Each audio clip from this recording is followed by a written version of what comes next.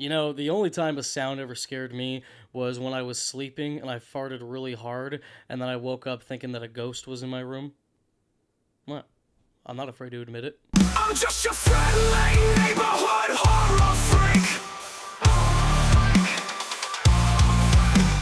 Undertone is the latest horror film to have a big marketing campaign, but this time, instead of advertising that it's the scariest movie you'll ever see, they're saying that this is the scariest movie you will ever hear.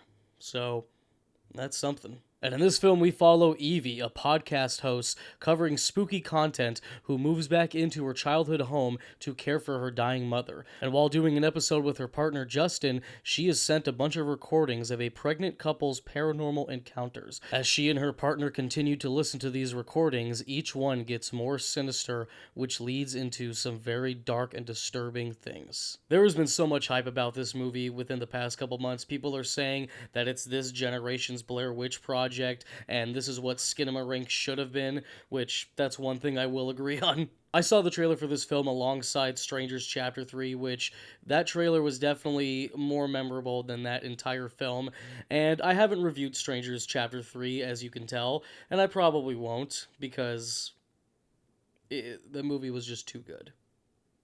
It was too good. I went to go see Undertone yesterday early in the morning, and I was going into this film with some very modest expectations. I wasn't really going in thinking of the marketing campaign where people are saying that this movie is a masterpiece and it's the scariest film of 2026. I was just going into this movie expecting a really solid indie horror film, and walking out of the theater, I gotta say, I really enjoyed Undertone a lot. There are a lot of great things about this film. Very impressive things, too. Apparently, the budget for this movie was only $500,000, and I think they knocked it out of the park with this budget. The cinematography for this movie is absolutely gorgeous. I really love the camera work in this film. Very similar to Skinamarink, which I did mention earlier, and a lot of people are saying that this movie does feel similar to Skinamarink, specifically based on the way the movie is shot, where the camera kind of lingers on in the background a lot while the character is in the forefront, but you see something in the background and it's completely pitch black, and as your eyes start to adjust, that's when you start to barely see something and you're just kind of like, yeah, fuck no, I'm out of here. I don't give a fuck. I'm leaving. The sound design of this movie is also very disturbing, very creepy. Whoever did the sound design for this movie, give that person a fucking raise because they deserve it. The sound in this movie felt very 360. There were so many things going on, and there were times where, like I said, I was looking around trying to see if I can hear anything else because I would hear one voice and then I would hear another voice. And again, the sound mixing in this movie is impeccable. I also really liked the lead actress of this film, Nina Kiri, as Evie. I thought she gave a very strong performance. There's not really a whole lot about her character that we know, other than the fact that she has moved back into her childhood home to care for her dying mother. Later on in the film, we find out she's pregnant, and that's really about it. There's not really a whole lot with her character, but her performance was so good where I was just really enthralled and wanted to see her entire journey progress as she listens to these audio recordings, which the audio recordings are so damn disturbing. Apparently, this is kind of leading into a new subgenre of horror called found audio horror, which I guarantee this is not the first film to do something like this, but the way they do it in this movie felt so unique and so fresh to the point where I was just like, wow. I mean, I really wish I could have wrote something like that because that is a brilliant way to tell the story. Now, as far as flaws go with the film, I didn't really have any big negatives, like nothing that ruined the movie.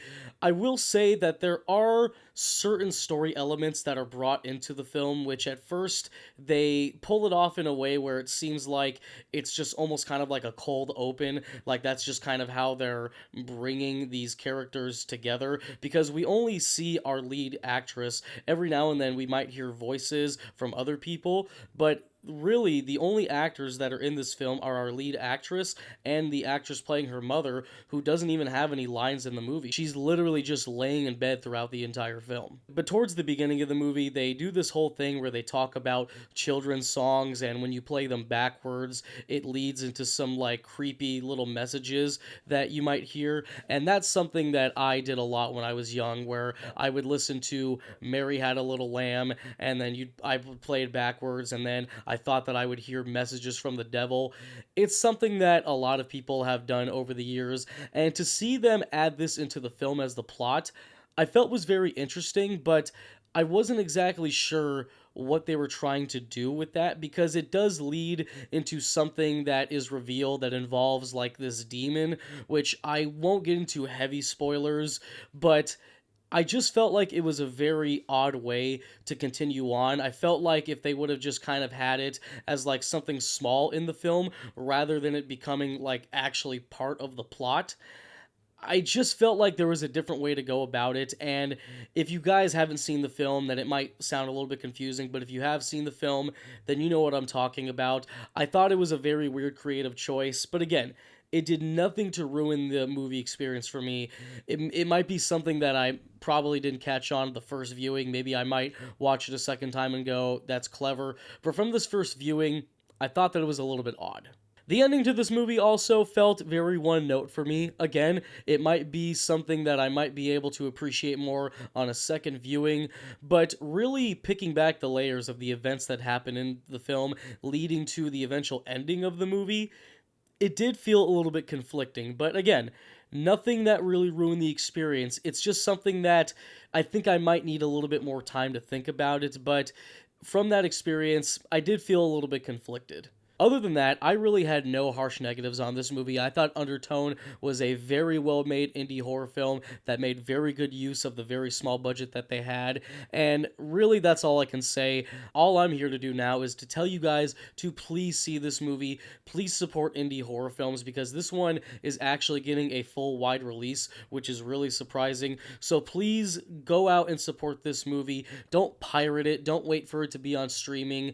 We really need to go out to the theater more and support movies like this, because they really do deserve it. So those were my thoughts on Undertone, guys. Did you guys see this movie? Did you love it? Did you hate it? Do you really think this movie is going to be this generation's Blair Witch Project? Let me know what you guys think down in the comments below, and I will see you guys next time in your neighborhood. I'm just your friendly neighborhood horror freak.